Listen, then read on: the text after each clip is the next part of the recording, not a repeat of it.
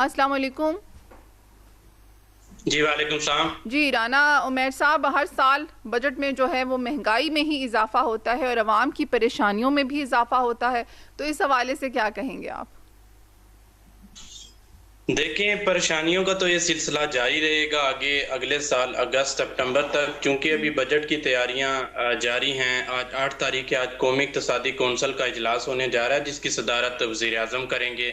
उस इजलास में अहम फैसले मतवक्को हैं, जिसमें जो पाकिस्तान की मुआशी शरह नमू डिसाइड की गई है, उसका हदफ 4% पे रखा जाएगा।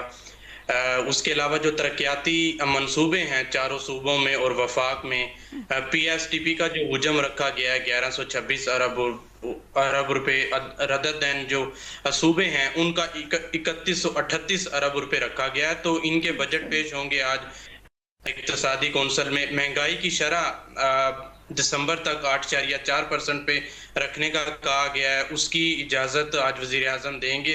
तो आज अहम इक़्तिसादी कौंसिल का इजलास होने जा रहा है, चूँकि कल पाकिस्तान इकनॉमिक सर्वे जारी करेंगे वज़ीर ख़ज़ाना औरंगज़ेब। दैन आगे 10 जून को पाकिस्तान का बजट पेश होना है, जो कि 2026-27 का होगा। आज काफ़ी नज़रें इस इक़्तिसादी कौंसिल में लगी हुई हैं, जिसमें चूँकि ओवरऑल चारों सूबों के वज़राए आला भी इसमें शिरकत करेंगे। वो अपनी अपनी आगे से जो ओपिनियन होगी या कोई राय होगी वो अपने सूबों के हवाले से देंगे। उसके अलावा वफाकी वज़रा इसमें शरीक होंगे और सबसे बड़ी बात है वज़ीर आज़म आज़ाद कश्मीर भी इस इजलास के अंदर शामिल होंगे।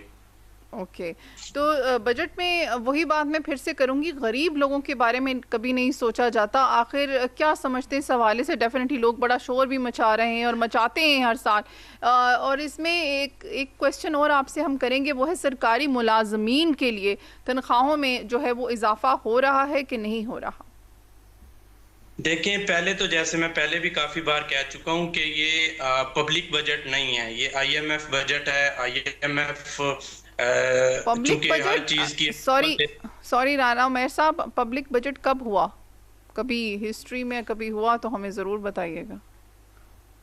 देखिए मैम, इस साल हमने देखा कि इस साल चूंकि हम ज़्यादा इन्वॉल्व हुए हैं आईएमएफ के प्रोग्राम में, चूंकि 35 माह का प्रोग्राम है आईएमएफ का, जो कि अगले साल अगस्त सितंबर में ख़त्म होगा, जो कि $7 अरब का ये प्रोग्राम है। 3 एक साथ मंजूर हो चुकी हैं। दूसरी जो आपने सरकारी मुलाजमीन के हवाले से कहा, तो आज चूंकि इजलास होने जा रहा है, फिर 9 तारीख को सर्वे है और 10 तारीख को बजट से पहले वफाकी काबीना का इजलास है, जिसमें जो तनख्वाहों के हवाले से जो डिसीजंस हैं वो लिए जाएंगे, उसकी अप्रूवल दी जाएगी। इत्तेहादियों की जानिब से ये कहा गया है कि 15% जो तनख्वाहें हैं सरकारी मुलाजमीन की वो इनक्रीज़ की जाएँ। अभी चूँकि गुज़िश्ता रोज़ वज़ीर ख़ज़ाना वज़ीर आज़म हाउस गए, उनकी जानिब से भी तजवीज़ दी गई थी 10 से 15%। तो अभी हतमी फ़ैसला नहीं हुआ कि तनख्वाहों में 10% इजाफा होगा या 15%। इत्तेहादियों की तरफ से 15% की डिमांड की गई है और जो वज़ीर ख़ज़ाना है उनकी जानिब से भी 10 से 15 का फिगर दिया गया है कि सरकारी मुलाजमीन की तनख्वाहों में इजाफा किया जाए। और टैक्स में कितना इजाफा और मतवक्को है? आप क्या समझते हैं कि आईएमएफ की वजह से डेफिनेटली सी बात है जो हदफ पूरा नहीं हुआ वो इस साल क्या पूरा करने के लिए गरीब आवाम पर और टैक्स लगाया जाएगा? देखें, 2 चीज़ों में हुकूमत की तरफ से छूट दी गई है। एक तो जो एक्सपोर्टर्स हैं, चूँकि हमारी एक्सपोर्ट इस साल थोड़ी-सी कम हुई थी और हमारा तजारती खसारा बढ़ा था, जो कि 34 अरब 70 से 75 करोड़ डॉलर तक हमारा सालाना जो तजारती खसारा है वो डाउन हुआ था। तो जिसकी वजह से हुकूमत पाकिस्तान की जानिब से एक बड़ा डिसीजन लिया गया, जो कि एक्सपोर्टर्स के लिए लिया गया है। उसमें जो ड्यूटी है वो 4% कम करने जा रहे हैं, जिसमें जो इम्पोर्टेड सामान होगा, जिम का, क्लिनिक का या जो मेकअप के सामान होंगे, वो उस पे 4% ड्यूटी कम होने जा रही है।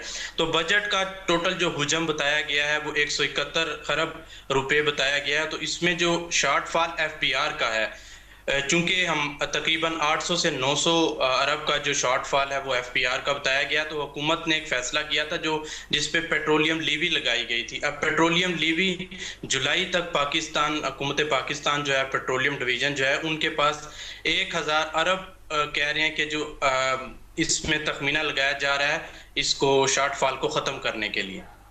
ओके, तो आपको लग रहा है कि ये जो बजट है ये थोड़ा सा आवाम को रिलीफ देगा कि या नहीं देगा? रिलीफ तो अभी कुछ कह नहीं सकते, क्योंकि 2 दिन अभी बाकी हैं और भी तजावीज़ जारी हैं, उस पे डिफरेंट प्रपोजल्स पे वर्किंग जारी है। 2 से 3 चीज़ें सामने आई हैं जिस पे, जैसे मैंने पहले आपको कहा कि जो ई और इलेक्ट्रिक व्हीकल्स हैं उन पे सोलर पिछली दफ़ा महंगा हुआ 2 दिन पहले 8 से 9,000 पे। तो एक्सपोर्टर्स के लिए अभी तक एक यही आई है कि ड्यूटी 4% कम होने जा रही है, जो कि 44% थी, अब उस पे 40% होने जा रही है। बाकी टैक्सेस की अभी गुंजाइश नहीं है हुकूमत पाकिस्तान के पास, क्योंकि हमारा इंफ्रास्ट्रक्चर और जो इकोनॉमिक फ्रेमवर्क है, वज़ीर ख़जाना हमेशा से यही बात करते आए हैं। पता नहीं वो रिलीफ की बात कब होगी, वो इंफ्रास्ट्रक्चर ठीक कब होगा, वो इकोनॉमिक फ्रेमवर्क हमारा कब ठीक होगा।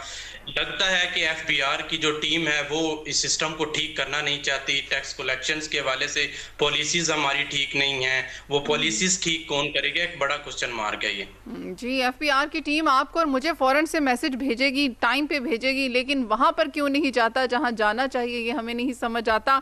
टैक्स कलेक्शन फिर भी क्यों नहीं हो पाती? जब आम शहरी के पास उनकी मेल्स और उनके मैसेजेस फ़ौरन से आ रहे होते हैं, तो उनके पास कलेक्शन के लिए क्यों नहीं जाते जहाँ से कलेक्शन होनी चाहिए, जो कि टैक्स दे सकते हैं। अवाम की बात करें तो राना उमैर साहब, बुनियादी ज़रूरियात जो हैं, तालीम हो गई, खुराक हो गया, ये जो हमारी सेहत के हवाले से देखें तो वही आवाम को नहीं मिल पा रही, लेकिन टैक्स का बोझ उनके ऊपर हर साल बढ़ा दिया जाता है। ये वाकई में बहुत तशवीशनाक बात है। तो ये जो टैक्स की शरह आप कह रहे हैं कि उसमें कमी नहीं होगी, लेकिन एक्सपोर्टर्स के लिए खुशखबरी है जो कि 4% सिर्फ जो कम हो रहा है। आपको नहीं लगता कि एक्सपोर्ट को बढ़ाने के लिए टैक्स को मज़ीद कम करना चाहिए था, ताकि हमारी एक्सपोर्ट्स बढ़ाई जा सकें? क्योंकि ये तो हमारे ही मुल्क के लिए इकॉनमी, हमारी मुल्क की इकॉनमी स्ट्रॉन्ग करने के लिए हैं, और यहीं पर ज़र मुबादला जो है वो हमारा इजाफा होगा इससे।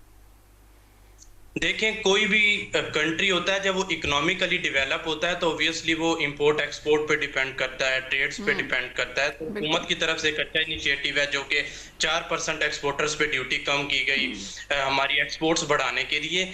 लेकिन जो एक्सपोर्ट है वो अब इंक्रीज कैसे होगी? क्या जो हमारे सरमायाकार हैं, बैरूनी हो या फॉरेन हो, क्या वो इन्वेस्ट करना चाहेंगे अब इस ड्यूटी पे ही? अब मैं आपको एक छोटी सी मिसाल दे सकता हूँ। पाकिस्तान में ऐसे 20 इजला हैं टोटल जो लोअर हैं, जिनका बजट टोटल 1 अरब रखा गया है, जिसमें 27 अरब रुपए रखे जाने थे प्लानिंग कमीशन की जानिब से। अब उसमें जो पाकिस्तान का सबसे लोएस्ट जो जिला है राजनपुर है, इन तमाम के लिए जो डेवलपमेंट्स, जो प्रोजेक्ट्स थे, उनके लिए 27 अरब रखे जाने थे, लेकिन अब प्लानिंग की जानिब से सिर्फ 1 अरब रुपए उसमें रखा गया है।